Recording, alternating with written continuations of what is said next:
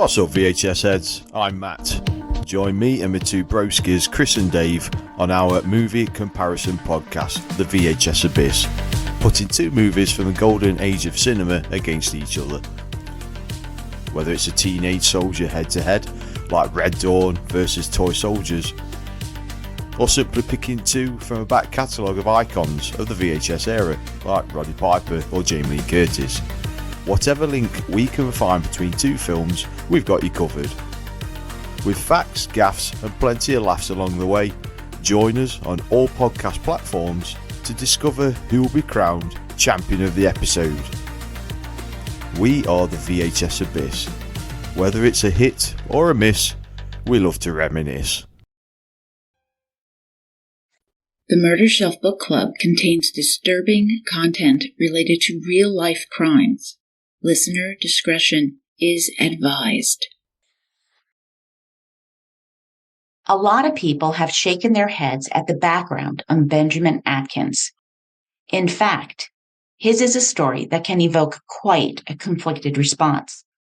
Like that last juror holdout in his case, who was quoted in the media as saying he should have gotten help, or his own defense attorney, who was characterized by at least one newspaper as citing society for all of this, and was quoted saying, "Nobody is born to kill.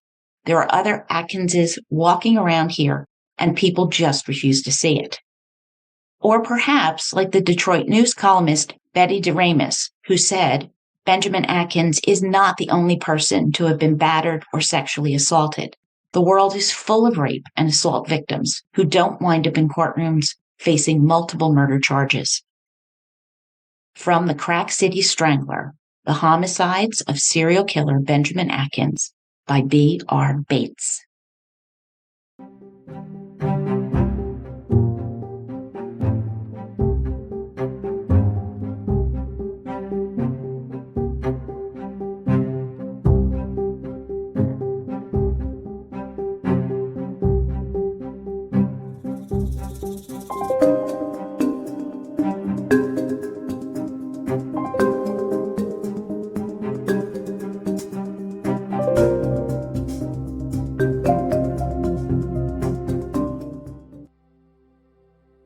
Hey, welcome to the Murder Shelf Book Club podcast. I am your host, Jill.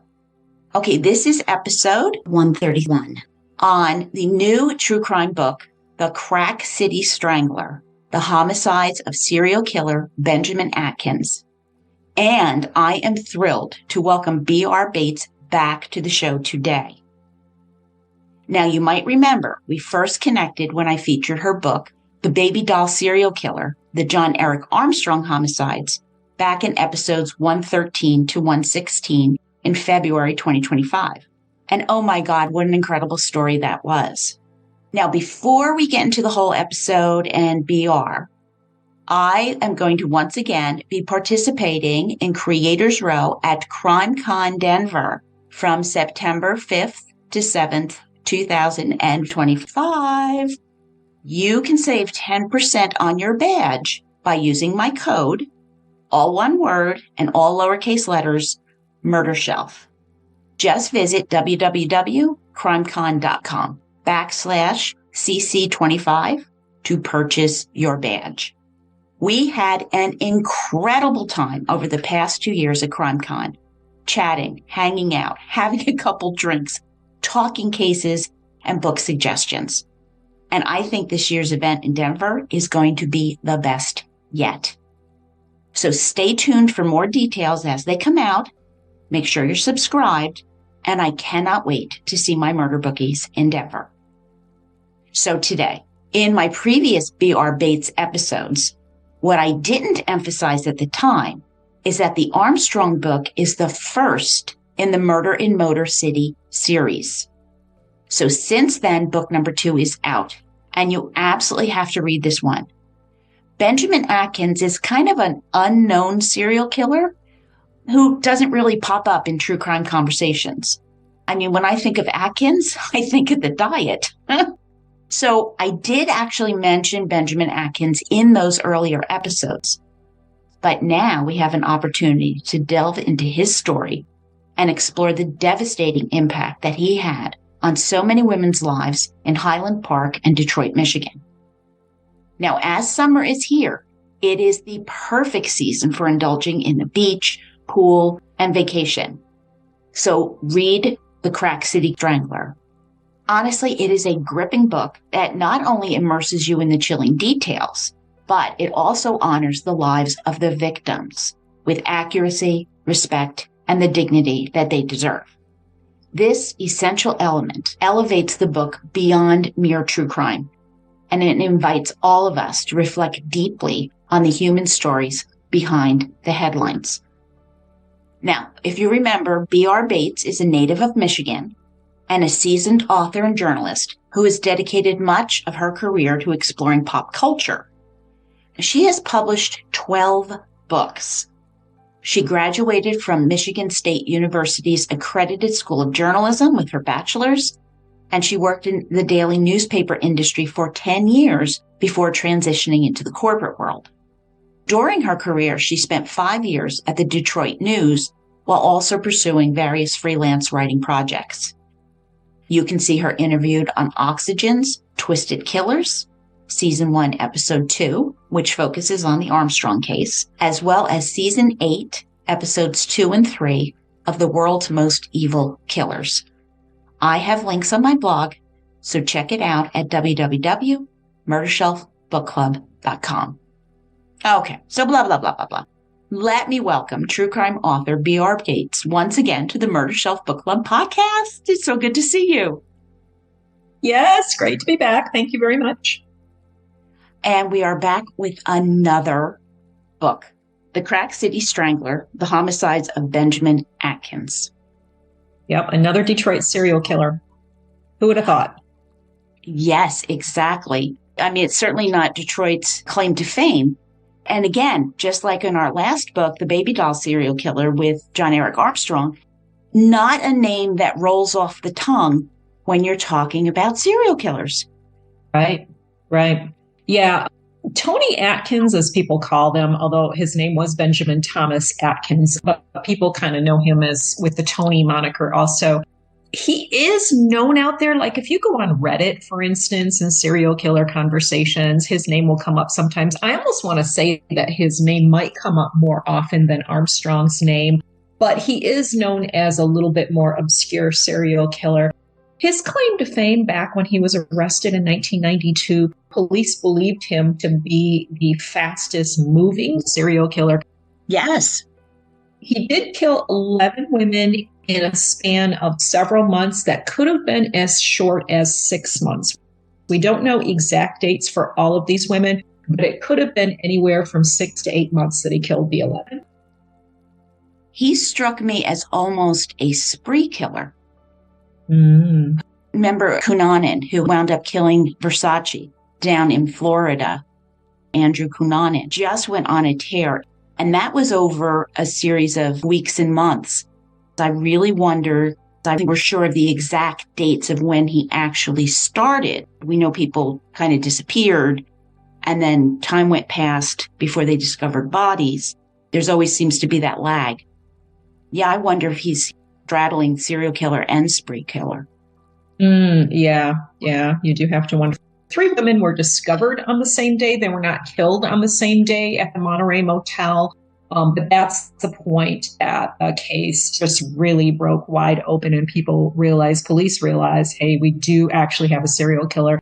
They sort of had been denying it up until that point. They really didn't want to tell the public, for one thing, and they really didn't even want to admit it to themselves, I think, leading up to that they actually had a serial killer on the loose.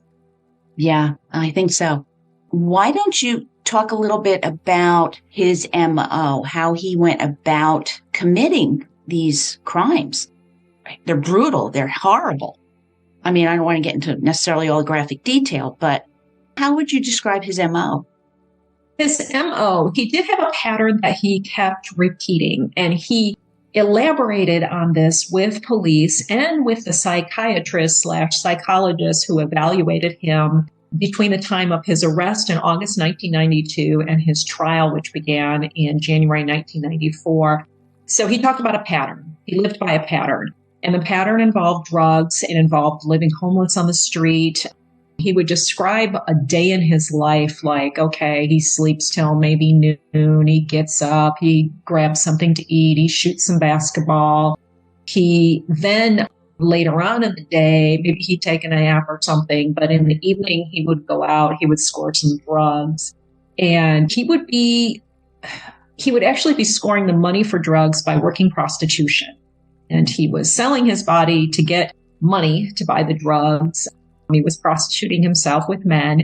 And then he would get the money. He'd go to a crack house. He'd buy some crack. Crack was his drug of choice, although he did do other drugs in his earlier years, in his teenage years. And he was only 23 when he was arrested. So this is a young life we're talking about. But yeah, the pattern involved going out to a crack house, getting some drugs. When he was high, that seemed to be when the other behavior would kick in. And he did claim after his arrest to hear voices. And he claimed that one of his alternate personalities or voices that he would hear in his head, his name was Tony, hence the Tony moniker. Tony would egg him on and berate him for his behavior on the street, for selling himself to men, berate him for homosexual activity or behavior.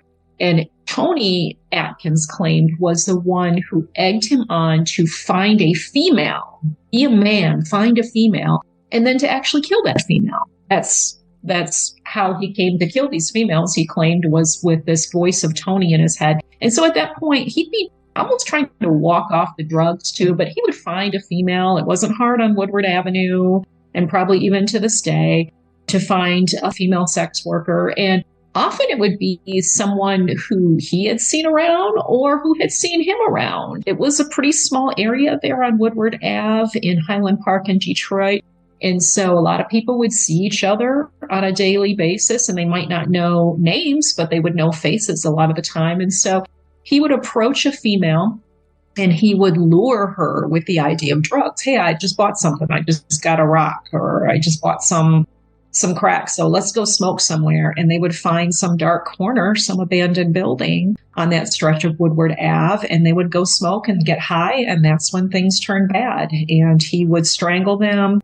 He would rape them, and he would kill them. Often he would start strangling them. They would pass out. He would rape them. They would start to wake up. Not to get too graphic, but this was a pattern he repeated. And then he eventually made very sure he left them dead before he tried to hide them and leave the scene.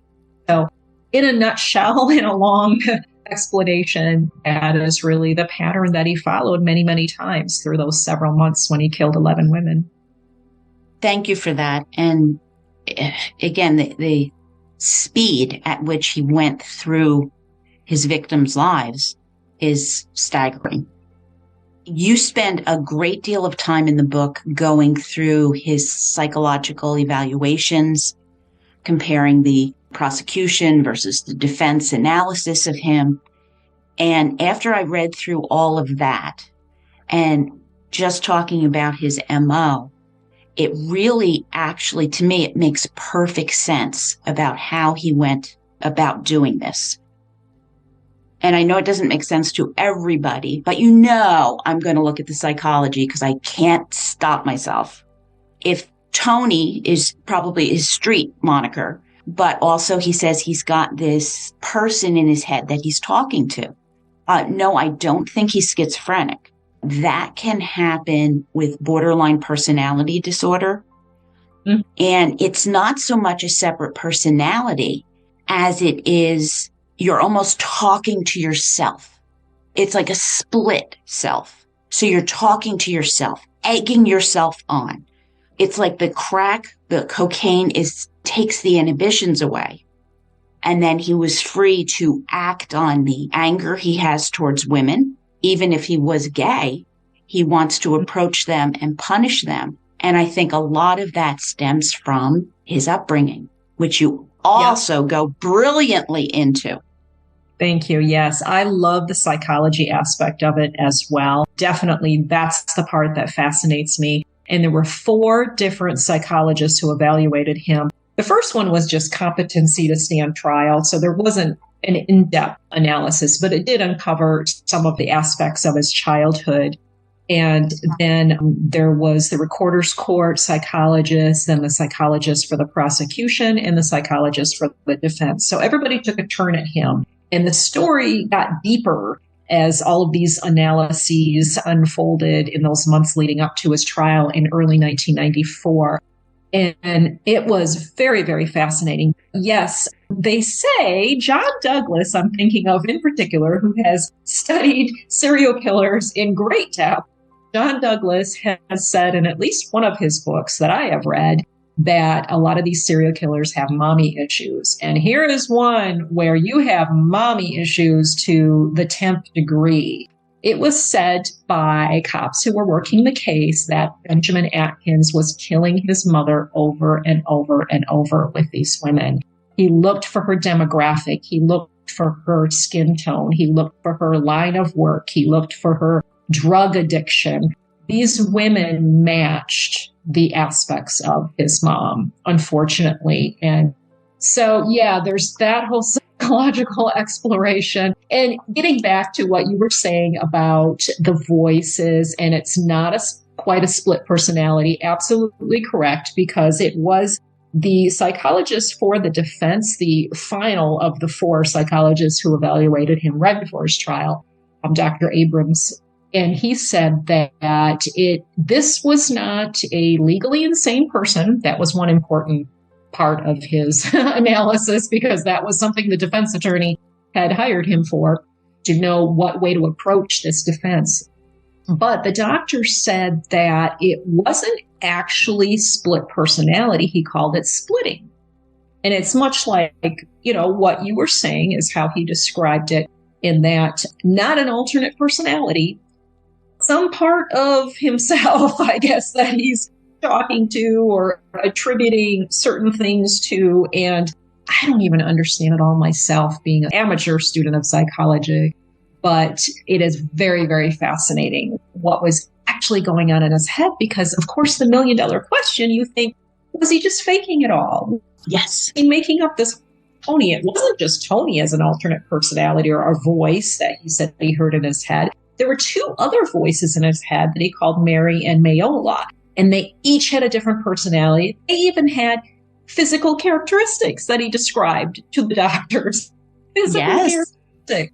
And so you have to wonder, was this really malingering, or was he seeing something? We honestly don't know, and I don't even know where I stand on all of that.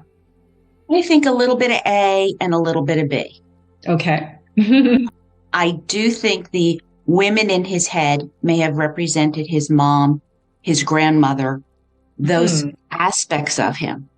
Maybe I'm odd, but I do this all the time. My internal monologue, I'm always thinking to myself.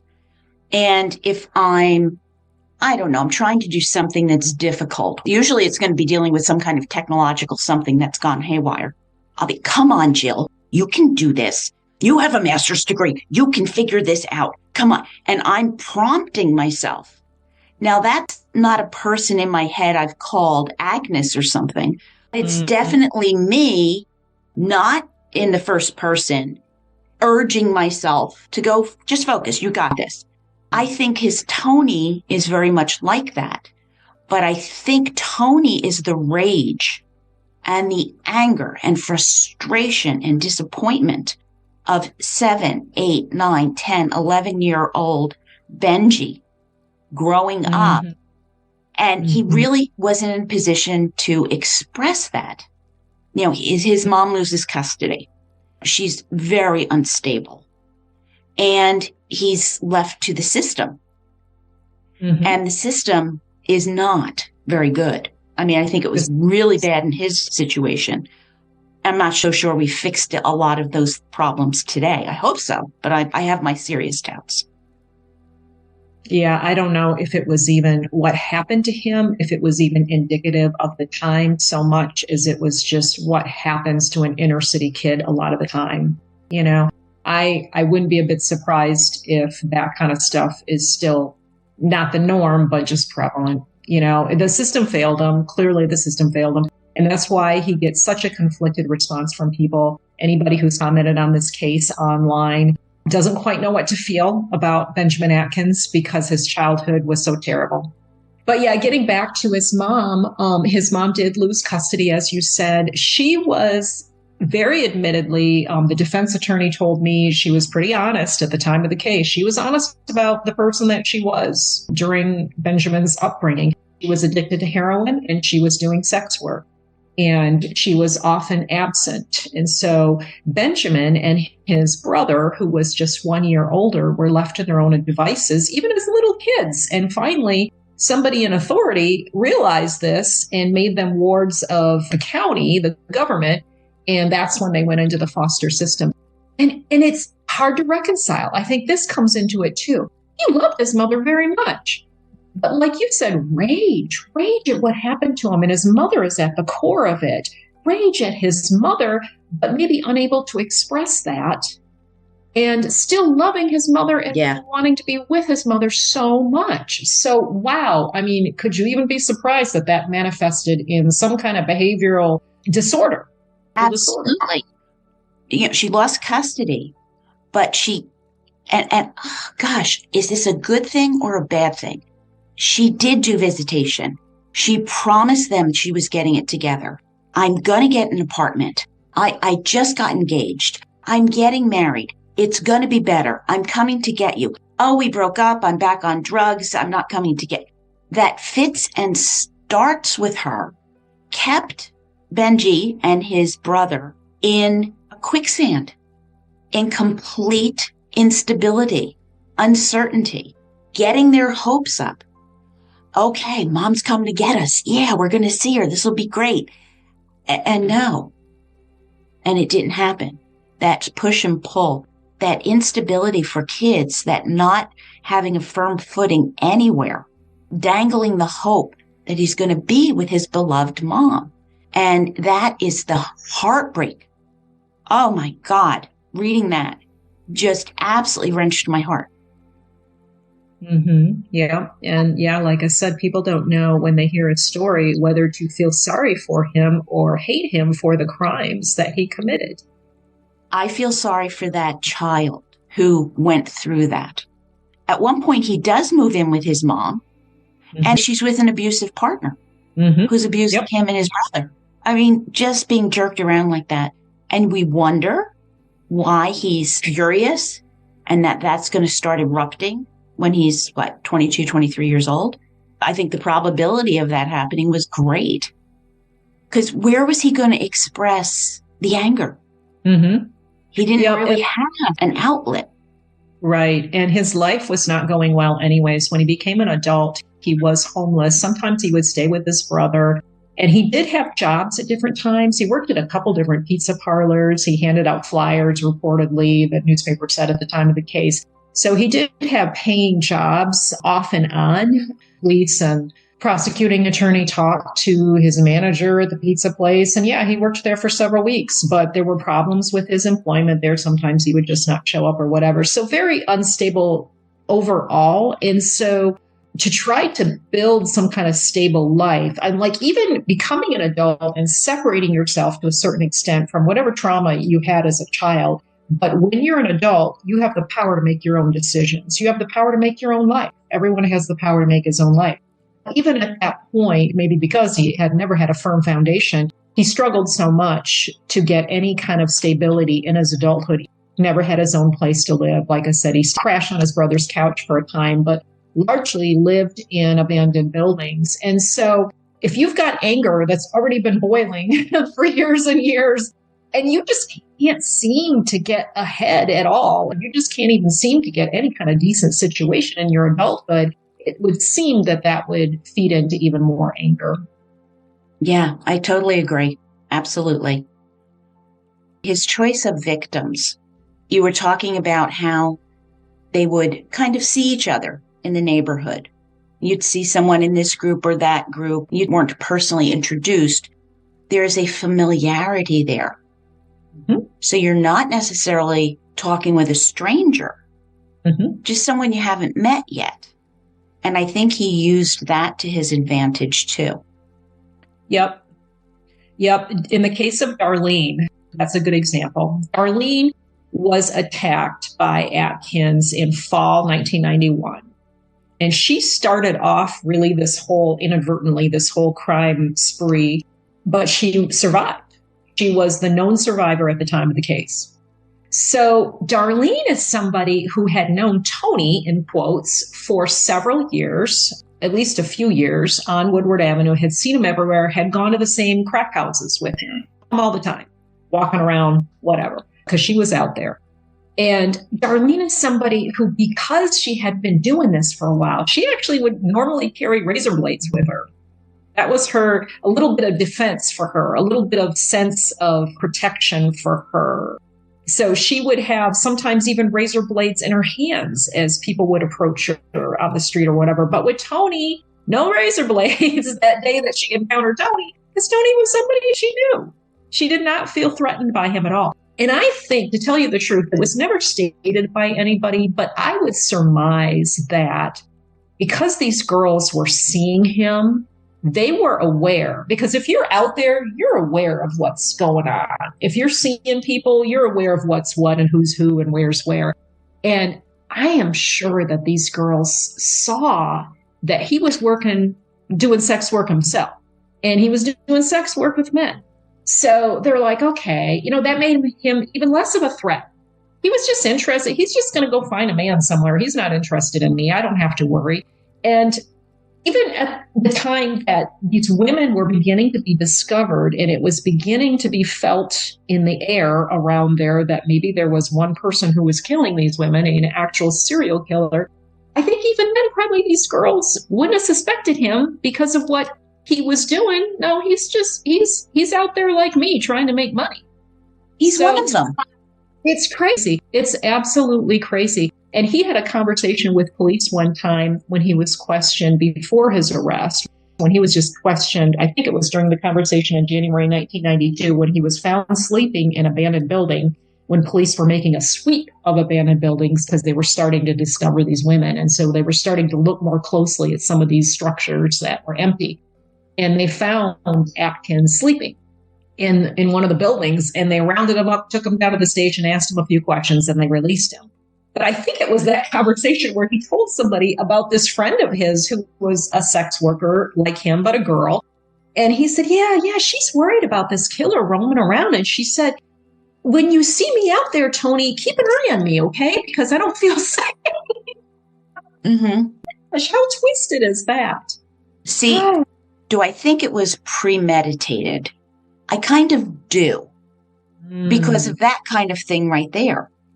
Mm-hmm. Tony, I'm scared, keep an eye on me, got my back here. There's some guy running around killing people. And he's like, yeah, I got your back. He knew what he was doing. Maybe not the first one, but he knew what he was doing. Mm-hmm. He needed an outlet for the rage. Mm-hmm. Now, he was holding himself together when he wasn't high. But once the barricade came down, his inhibitions were released. There you go. I don't think he killed everybody he went off to smoke with. I don't think so either. I think he had a lot of casual encounters where, I'm sure everybody on the street in that situation, if they're just scoring drugs, even if they're not doing sex work, but they're just scoring drugs, they're going to go smoke with somebody. They're going to go do something with somebody. It's just the culture of that. Even people who, after his arrest, after he was identified and arrested and it was blasted across the newspapers, then the media swarmed in on anybody who knew him, anybody who had ever met the guy, anybody at the pizza place, or anybody who lived in the same building with his brother where he stayed. And in particular, the people who lived like upstairs or downstairs from his brother and would see him coming and going and would chat with him. They told the media that he seemed like a really nice guy. There was a lady who told one of the newspapers that Atkins would even run errands for her now and then, go to the store and get her something. And they did say, at least one of them said, he was perfectly fine until he started doing those drugs. And then he became like somebody else. And there were multiple people who said that in different contexts, that he became a sort of different person when he started the crack. Yeah. How many times, it's a cliche, how many times have we heard, oh, the serial killer, he was such a nice guy. He was Definitely so with helpful. Armstrong. Yeah, definitely. Armstrong was the boy next door. I mean, that it just always blows my mind. Yes, exactly. You did a great job in the book also comparing his type of serial killer. Well, first, what type of serial killer he was, because I love that. It's like you did it personally for me, you see. And my mind is telling me, see, Jill, this is for you.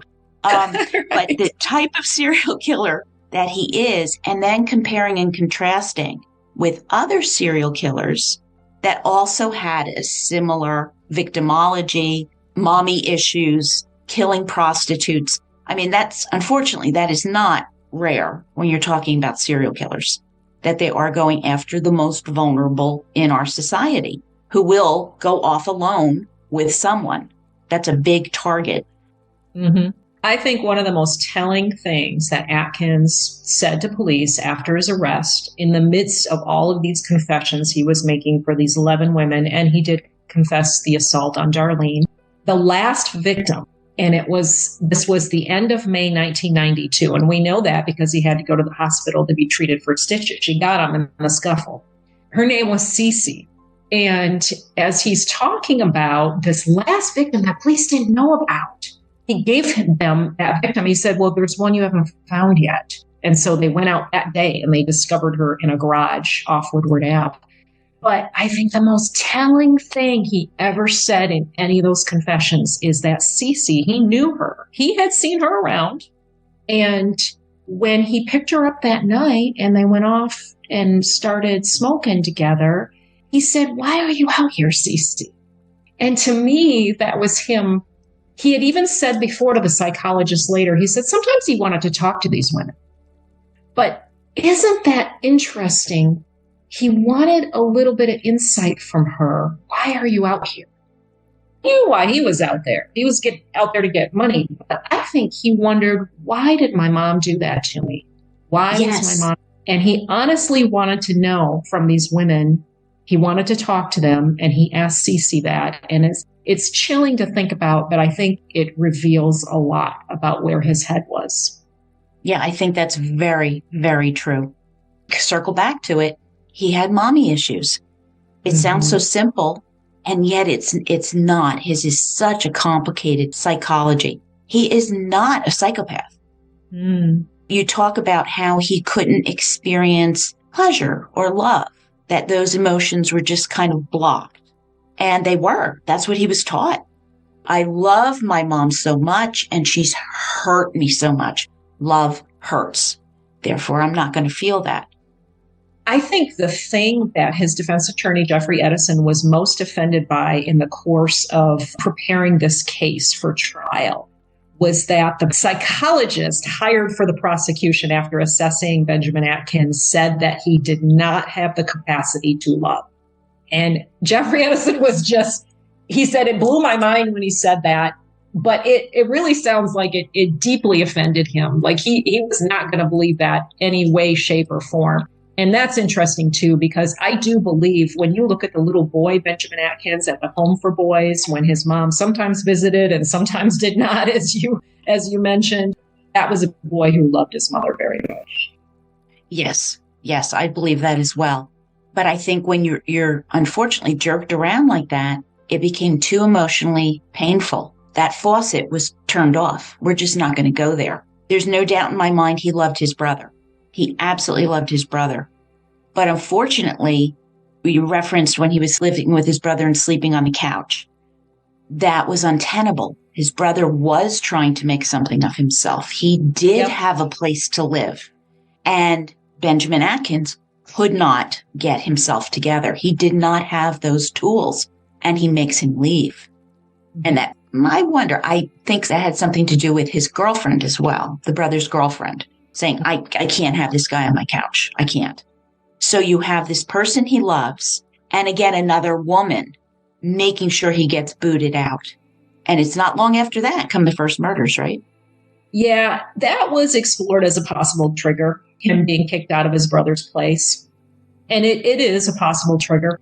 We really don't know what the trigger was to his actually crossing the line and even just attacking Darlene. There was another person he attacked the year before in December 1990, but it was not as violent as an attack. And I see that as a little bit more casual encounter with some violence thrown in at the end of it, but not as, fortunately, that gal did not get as injured as Darlene did that day. He was definitely going to kill Darlene. And he tried very, very hard to kill Darlene. But as far as kicking off that whole thing, yeah, a possible trigger is his brother kicking him out of his home, but we just don't know the timing of that. Atkins was really not good with times and dates and all of that. So when he said that his brother kicked him out, doesn't necessarily match the time frame that the crimes began.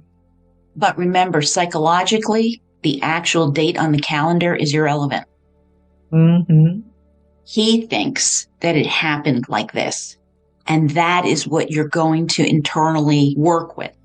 Kids will misinterpret things. Adults do this all the time. We misinterpret things. So the actual date there might not be as important as what he believes, that he got kicked out. My brother, my partner, we went through this together.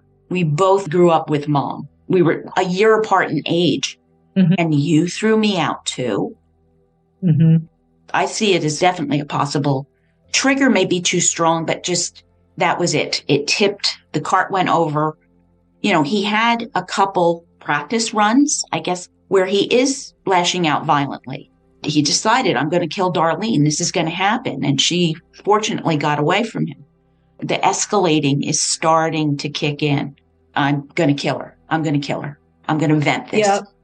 And one thing that people do not know is that his very first assault may have happened when he was a little kid at the home for boys. Because I spoke with a boy who, now grown up, who was there at the same time and encountered him several times. And that's where the name Benji came into, because that's how he was known at the home for boys.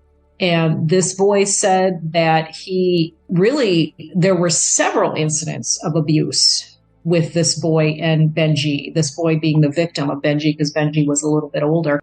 So if you think of it in that perspective, like he was already desensitized, maybe you would say, to violent encounters at such a young age. Just already, he was between the age of 10 and 12. He lived 2 years at the home for boys. So he went in when he was just about 10 years old and was there till he was about 12. So that's really young. And then, the survivor who encountered him in December 1990, you could say even from that point, he escalated after that to where with Darlene about 10 months later, it was a more violent encounter. Yeah, the level of violence is definitely kicking up. You know, he absolutely knows what he's doing at this point. And he made sure that they were dead. And he tried to hide them too. He was trying to get away with all this. Some serial killers seem to want to be caught subconsciously. Armstrong is an example. But Benjamin Atkins was planning on getting away with all this stuff for a long time. And he really made a lot of effort to get away with it. So yes, made sure they were dead. And he told police so that they couldn't turn me in. That was why he killed them, which is another weird aspect too. Like, did he only kill them because he just didn't want to be caught? No, I think he really meant to kill them. So there's that too. But he repeated the same pattern over and over. He was not insane because he was very methodical about that. That was another aspect that was brought up at trial. Yes. But there was a sense of planning too, that he kept repeating this pattern over and over and over. But yes, he definitely hid them and intended to get away with all of this. Yeah, absolutely. He found his methodology and it worked. You know, they talk about how serial killers fantasize. I don't think he was fantasizing. I think this was a rage outlet. I don't think he had this, Tony and he were having this conversation in his head about how glorious this was going to be. He's not that kind of serial killer. Question whether he was, power hungry and a control freak or if he was on a mission. I think he's very much on a mission. To kill his mom. Yeah. Yep. It was about I'm killing my mom. They are mom substitutes. I think you are right. I think he would have gone on, until he got caught. And he did not. He hid the bodies. He made sure they were not easily found under mattresses and, cubby holes and all kinds of places to stick them. and moved on to the next one. Didn't you say there were like 320 abandoned buildings that needed to be in Highland torn Park. down? Yep. This case, there were plenty of places to leave them. This case really highlighted the idea of abandoned buildings in this tiny little enclave of Detroit called Highland Park. And then Detroit itself. They both had a lot of abandoned buildings. They both had a lot of rundown areas. But yeah, he slept in these abandoned buildings, and it was very convenient to leave these women at abandoned buildings once they had finished smoking and he had finished his thing. Yes. Is there anything else that you want to say about the book? Other aspects of, and I think even the psychology of Benjamin Atkins that I'm sure are left to the interpretation of the reader, and I'm always interested in hearing anybody's thoughts. They're always welcome to email me their own thoughts, because the psychology of all of this is something that requires unpacking a lot of different details. There's just so much stuff to it that it really is an interesting question, and everyone can have their own interpretation. But I do a blog too that I introduced some other aspects that we weren't able to include in the book. Like, for instance, photos. There were some letters that Atkins wrote to his brother's girlfriend while he was in jail in that time between his arrest and his trial. I find those letters fascinating. I was only able to run a couple photos in the book, but that's one good usage, I think, of this blog, is to explore that whole area, which I think there's a lot of stuff there to explore. What he wrote to his brother's girlfriend, getting back to a little bit what we were talking about with him getting kicked out of his brother's place as a possible trigger. When he was a little boy and he went to the home for boys, the caseworkers, when they would talk with him, made notes in their reports that he idealized his mom and his brother and himself together. And even a psychologist who evaluated him later said the same thing. He saw himself, his brother, and his mom as the ideal, the three of them together against the world. That was his family. That was his core. And the fact that that had been broken up, I think, always bothered him, always left him, disjointed in a certain way. And so when he lived with his brother, even though his mom was off somewhere else, she was around, but he never saw her. But his brother's girlfriend, he felt very close to. Mm-hmm. And that was an interesting relationship. His brother's girlfriend has since passed. She died in more recent years of an illness. But when she was around, I almost have to wonder if she was like the substitute third part of that 3-part family. And then he began to see his brother's girlfriend, and himself as that unit. And that would support the idea that maybe getting kicked out of that environment was a trigger for him. So there's going to be a blog post coming up. I think I got it scheduled for September. Maybe I can move it around on the schedule, because I do find it very interesting, where I'm going to show all of those different letters that he wrote to his brother's girlfriend. And it really sheds a lot of light. I guess, in short, look for that blog to explore that. Yes. Where can we find your blog? The blog itself, my website is at brbates.com. But the blog itself, br-bates.blogspot.com. That's my blog. And if you Google from the keyboard of BR Bates, it will come up as well.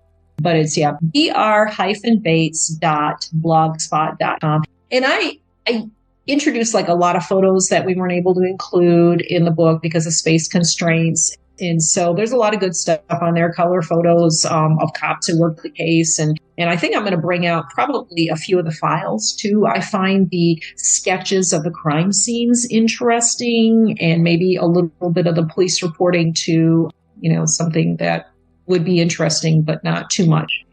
Well, I will definitely put links on my blog so that people can find your blog. And I think that will help. But I would be fascinated at seeing these letters and really get into statement analysis and how did he phrase this? What words did he use? The ones in the book were fascinating. And I think you are exactly right that in his mind, he recreated that trio. I think you're absolutely right. I hadn't thought of that. And I think spot on. Well done. Thank you. Yeah, you missed your calling as a therapist. Well, that was my secondary choice of occupation. If I did not go into the newspaper industry, did not become a writer, I did take a couple courses in psychology in high school and college, and I did always consider that my second choice. So yes, very much an interest. What's next? Because now we have Murder City. Murders in the Motor City. Murders in the Motor City. Yes. What press? Yes. What's happening next? Well, I'm not sure yet. I'm adopting a wait and see approach on these books, but there's at least one other case I'm very much interested in. I have a colleague from my time at the Detroit News who is also interested in writing a book on this case and may still do that. But if he does not, I may want to take that one on. It is an unsolved case, another serial killer in Detroit. So that's a possibility. But the short answer is I'm going to wait and see because, this is really, really time consuming. I love the work, but, I just want to see how it's received, of course, Hey, I absolutely understand that. I get it. There's also a lot always going on with true crime. Mm-hmm. But I think these cases that we're not as familiar with, I think they're golden. Mm-hmm. I really do look at it as not so much creating a bestseller, which, it's hard to do that. There's a lot of writers that toil away in relative obscurity. Not everybody pens a book and it becomes an instant bestseller. So I don't look at it that way. I look at it as preserving history. I am the one who took all the files of this case and I put them in a book form so that it would be there and we would always have it. The files, I just remembered this. They were scattered in a building.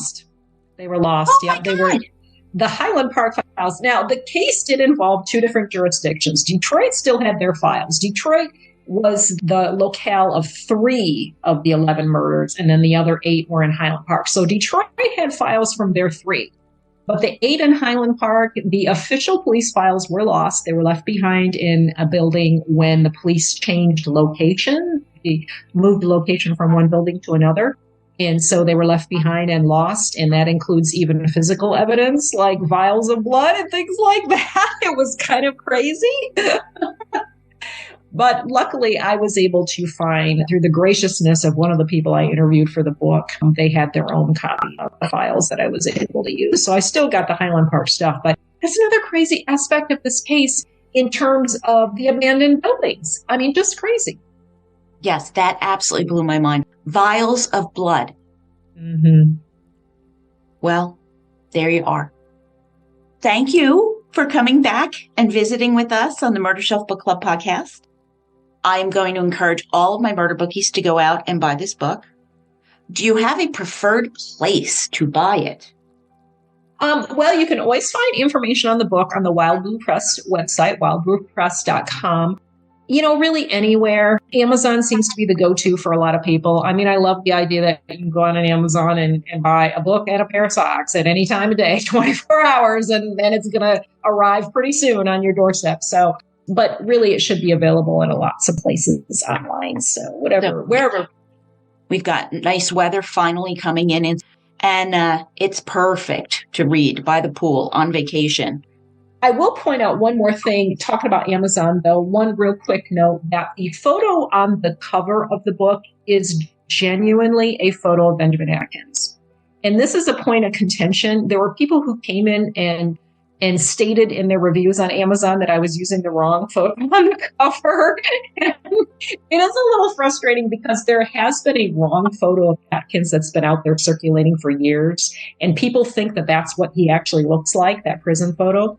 But it's not the same person. It's a different Benjamin Atkins from Florida, evidently. The photo that you see in other podcasts before this year, prior historical podcasts, that photo is not actually Benjamin Atkins. And the one that's on the book is truly this killer. Trust me.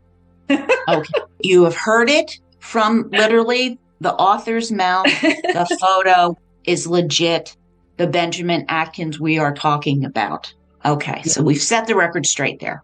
Yes, yes. I did a blog post about that too. When I saw those reviews, I'm like, oh my gosh, because this photo that I used on the book is actually one taken by Detroit police when they had him in custody in January of that year, January 1992, and they just questioned him and released him. They took that photo, and it's clearly marked in the files that I obtained by Freedom of Information Act request that that is Benjamin Atkins, because it's the case files of Atkins anyways, but it clearly is his photos. I have not posted my review yet on Amazon, Goodreads, and all the places that I post. So I'm going to definitely make sure that I mention. And by the way... Oh, bless you, bless you. Some of us were born and lived before the internet came along, and we don't always believe everything we see on the internet. So sometimes you get the wrong photo of somebody circulating for years before you realize it's the wrong photo. Well, BR, thank you. It's just always a delight to talk to you. I have such a good time during our conversations. Oh, it's wonderful. You are a great podcaster. I highly recommend you too. Thank you so much. You are welcome back every time. Oh, wonderful. I appreciate that. Okay, Murder Bookies, you have heard from the author herself, and I am telling you, I keep saying this, I'm sorry, but it's so true, that The Crack City Strangler is a must-read. I appreciate B.R. Bates's empathy in addressing these complicated cases, and she bravely examines the societal pressures and neglect that led to Benjamin Atkins making the harrowing choice to murder again and again. I love how she incorporated the psychology, as you heard. And once again, she allows us to draw our own conclusions about this monstrous behavior and how the crime unfolded.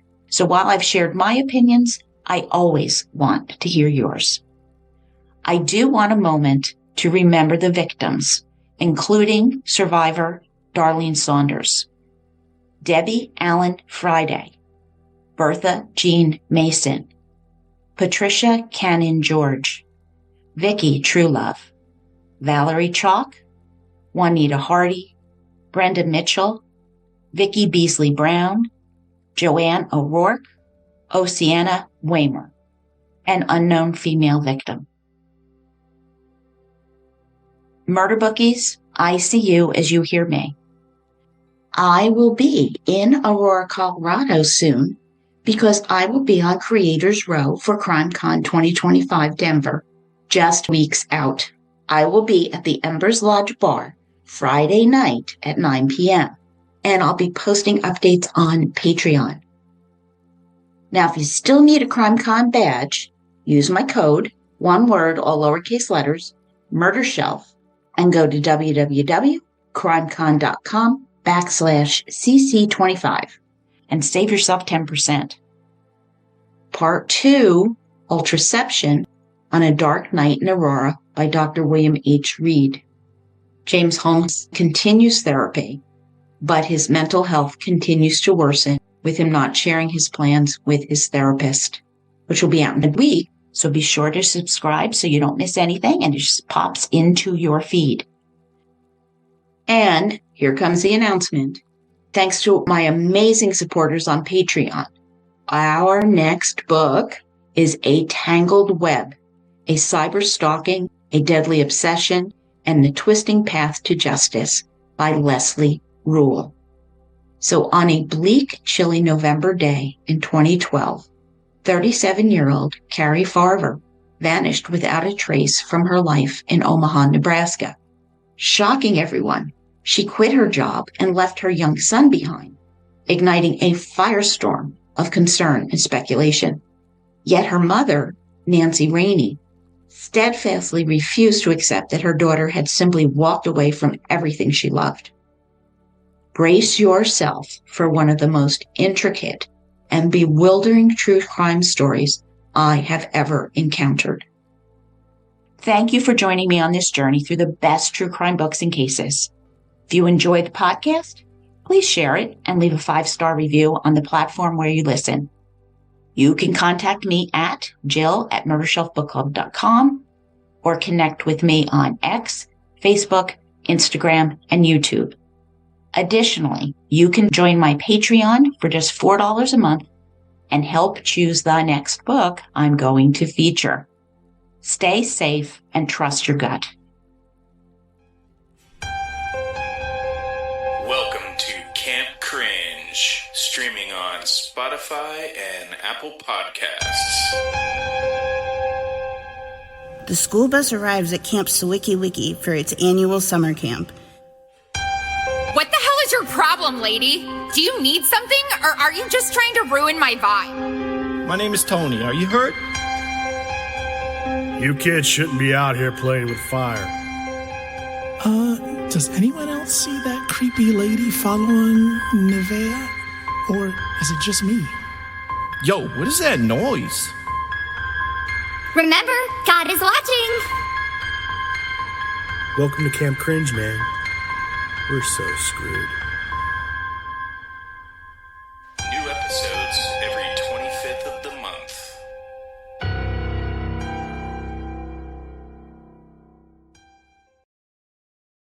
There was a question here.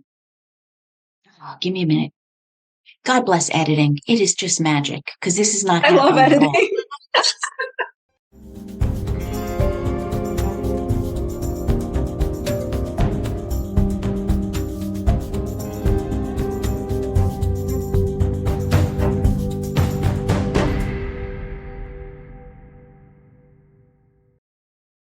Written and produced by Jill, all rights reserved. Music, The Pewter Elephant by Blue Dot Sessions.